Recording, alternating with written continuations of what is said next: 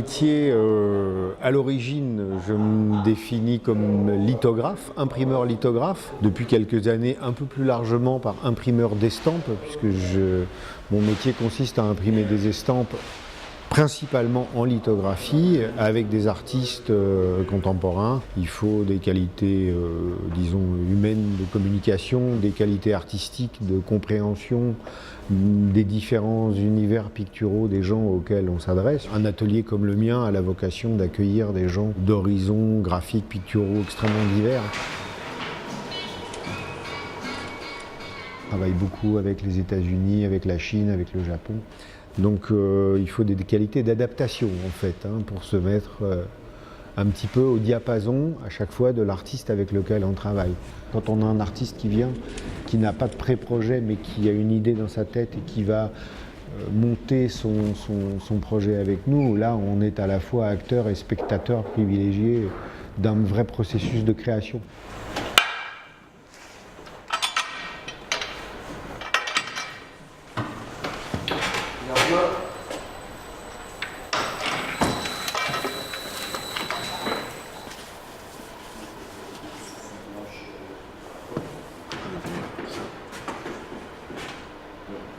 La lithographie suppose un processus couleur par couleur.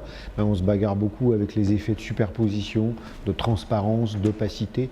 On a les mêmes problématiques finalement que celles qu'on peut rencontrer en peinture, qu'un artiste va avoir avec sa palette et sa toile et l'idée qu'il a de la couleur et la réalité quand elle prend forme.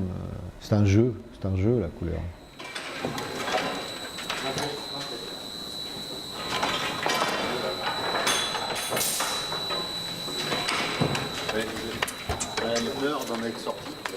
J'ai commencé très très jeune en fait, puisque j'avais 15-16 ans, où j'ai commencé un peu fortuitement dans les ateliers de quartier. Il n'y avait pas loin d'ici, d'ailleurs rue de la Vacquerie, un atelier des métiers du livre, avec la litho, la gravure. Je me suis inscrit là.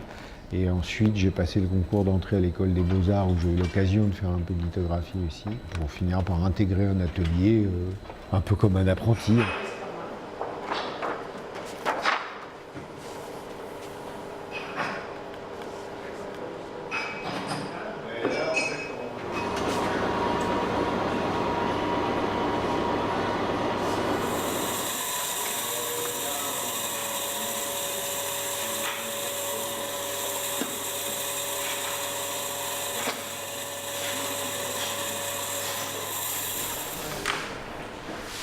Martin, ici, qui a 24-25 ans, et à qui on est en train de progressivement donner les clés du camion, mais ça prend beaucoup de temps. Former un artisan compétent, il y a un processus très long, il faut beaucoup d'années. J'ai un confrère qui est ébéniste, Michel Germont, qui dit « partir sans transmettre, c'est partir comme un voleur ».